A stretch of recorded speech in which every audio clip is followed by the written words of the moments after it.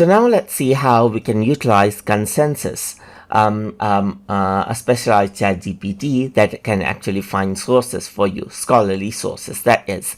So I'm going to go around over here onto Explore GPT for that, and I'm going to scroll down, and besides Scholar GPT, you can see that there's consensus, which you can ask scholarly resources to.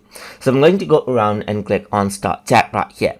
So now let me just go around onto the Wikipedia page right here and copy this article on artificial intelligence right here, just like this. And over here, let me just remove the one right here and say, give me scholarly references for this content right here, just like this. So if I were to go around and do that and press enter, then what happens is that it starts talking to consensus. So you need to go around and allow it out right here, just like this.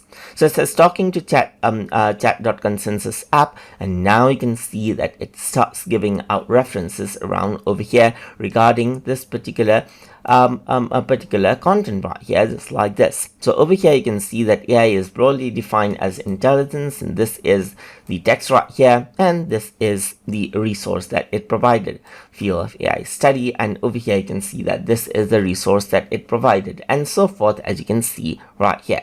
So that is how you can go around and utilize the consensus ChatGPT, that is specialized ChatGPT that you can access from over here in Explore GPT.